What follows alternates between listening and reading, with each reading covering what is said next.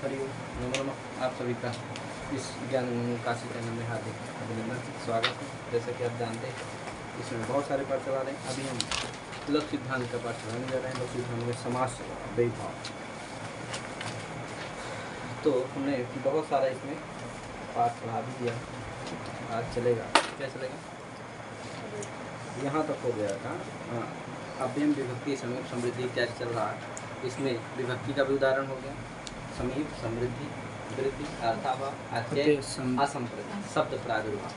लेकिन पश्चात, पश्चात तक हो क्या, विष्णु पश्चात अनुविष्णु। तो अनुविष्णु, लेकिन ये किसका था, विष्णु पश्चात अनु विष्णु। ये किसका उदाहरण है, पश्चात, बस यहाँ तक हो गया, लेकिन अनुविष्णु विष्णु पश्चात इसमें लिखा हुआ है। इसका क्या है, लौकिक विग्रह है। अलौकिक विग्रह होगा विष्णु का अनु। यहाँ से पूर्ववत क्या कर लेना, समास कर लेना, बस है कि नहीं।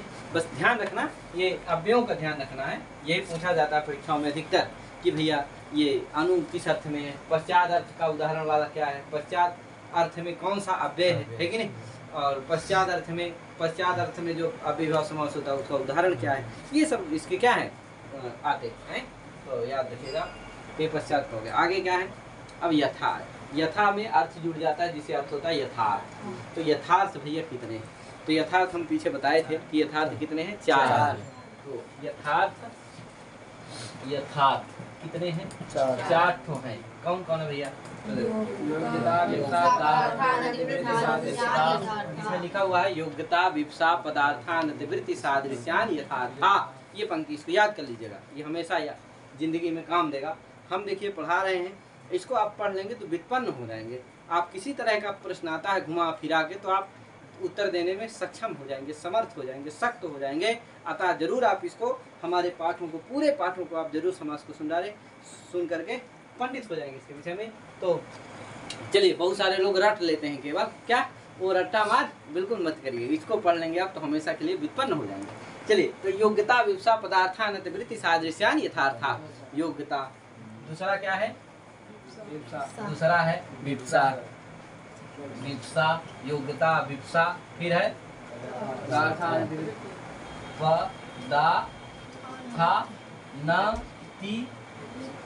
वृत्ति, क्या पदार्थान वृत्ति, फिर है चौथा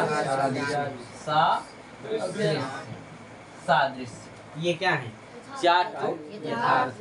कौन कौन, योग्यता विप्सा पदार्थान है कि नहीं, योग्यता विप्सा पदार्थान वृत्ति और सादृश्य। इन अर्थों में वर्तमान जो अव्यय होगा उसका क्या होता है, समर्थ सुबंध के साथ समास होता है। यथार्थे वर्तमान अव्ययम समर्थेन सुबंधेन साथ समस्यते। ये अर्थ होगा सामान्य। विशेष अर्थ करोगे तो एक एक बोलो। योग्यता अर्थे वर्तमान अव्ययम समर्थेन सुबंधेन साथ, विप्सा अर्थे वर्तमान अव्ययम समर्थेन सुबंधेन साथ समस्यते, और पदार्थान वृत्ति अर्थे वर्तमान अव्ययम समर्थेन सुबंधेन, और सादृश्य अर्थे वर्तमान अव्ययम समर्थेन सुबंधेन। ध्यान रखना, 2 जगह सादृश्य आया है। क्या, कितनी बार आया है, 2 बार। एक सूत्र में स्वतः सादृश्य पढ़ा, और यथार्थ में सादृश्य आया। ठीक है, ये प्रश्न होता है, जरूर इसको आप कमेंट बॉक्स में लिखना कि हम आगे बताएंगे पाठ में कि सूत्र वाले से ही काम चल जाता। सूत्र में जो पढ़ा था सादृश्य उसी, अथवा सॉरी यथार्थ वाले से ही काम हो जाता। सूत्र में सदृश शब्द क्यों पढ़े, समझे कि नहीं।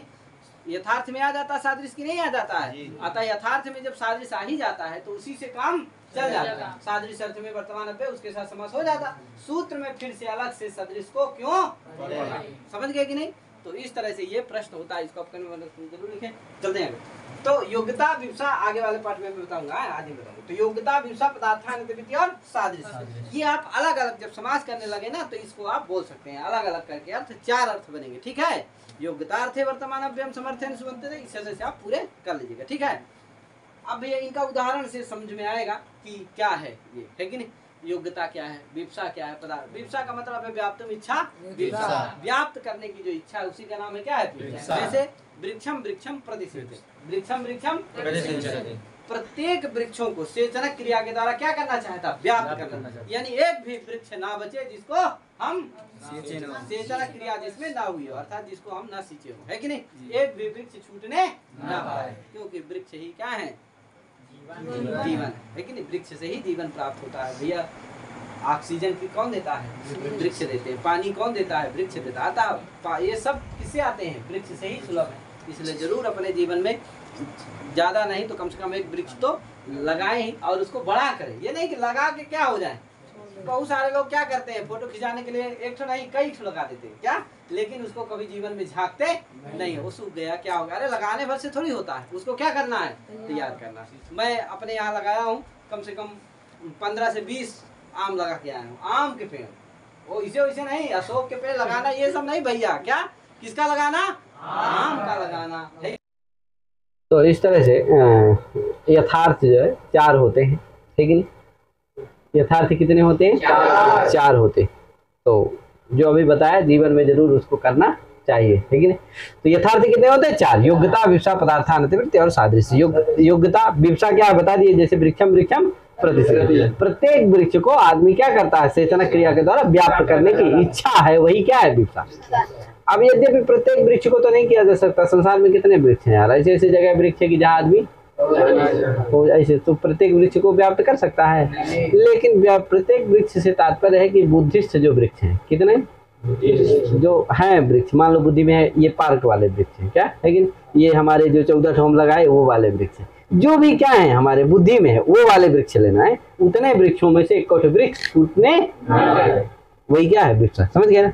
पदार्थानुवृत्ति क्या आएगा कि अतिक्रमण न करना है अपने शक्ति का अनतिक्रमण।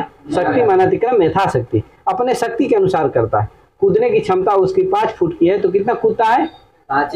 ये नहीं कि 10 20 50 कुर्सी रख लिया और फिर क्या करे, कूदे बीच में गिर जाएगा, हाथ मुंह टूट जाएगा, क्या हो जाएगा, सब गड़बड़ हो जाएगा, है कि नहीं? इसलिए विकलांग कोटा में आने लगेगा नहीं यार। इसलिए क्या है? दिव्यांग कहते हैं उसको। क्या कहते हैं? मोदी जी ने उसको दिव्यांग रख। तो कुल मिलाकर के क्या नहीं होना है? शक्ति का अपने अतिक्रमण नहीं करना। जिस तरह जितनी शक्ति है उतना ही करना। खाने की शक्ति अगर 4 रोटी है तो 4 रोटी खाना। 10 रोटी खा लोगे स्वाभाविक बात है क्या हो जाएगा? सुदर्शन चूट खाना पड़ेगा नहीं यार। इसलिए क्या है? जितनी शक्ति बस उतना ही काम करना। वही क्या है? पदार्थानुवृत्ति, यानी पदार्थ का अतिक्रमण ना करना। और सादृश्य मैंने जानते हो, चंद्र मुखम, चंद्र के समान क्या है? मुख है। तो ये क्या है? सादृश्य हो गया। चलो सबको उदाहरण आएगा। चलते हैं हम पहला देखते हैं योग्यता। योग्यता का अर्थ क्या है? योग्यता का उदाहरण क्या है? रूपस्य योग्यम। खोल के दो, कहाँ खोल के दे दिए तुम तो, कारक दे दी भैया। रूपस्य योग्यम, रूपस्य योग्यम, योग्यम बराबर अनुरूपम, है कि नहीं? ये उदाहरण है क्या? योग्यता। तो अनुरूपम ध्यान रखना है। योग्यता अर्थ में वर्तमान अव्यय कौन है यहाँ? अनु। उसका क्या होगा? रूप के साथ समास हो जाएगा है? तो रूपस्य योग्यम अनुरूपम, तो यहाँ क्या होगा? रूप गस अनु। क्या इसका लौकिक विग्रह क्या होगा? रूपस्य योग्यम। अलौकिक विग्रह क्या होगा? सुना करो यार, रूप गस अनु, समास हो जाएगा। हो गया। यहाँ योग्यता अर्थ वर्तमान अव्यय कौन हो गया? अनु। पूर्ववत समास हो जाएगा, कोई दिक्कत नहीं है। आगे बस ध्यान इतना ही करना कि यदि अदंत विभाव है तब तो वो कौन लगेगा? तो न विभावात, अगर क्या इकारांत उकारांत है तब लगने वाला नहीं है क्या यार?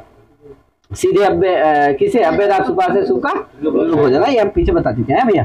तो रूप से योग्यम अनुरूपम, ये क्या हो गया? योग्यता, योग्यता का हो गया, है कि नहीं? रूप से योग्यम अनुरूपम। और योग्यता विवक्षा का क्या हो गया भैया?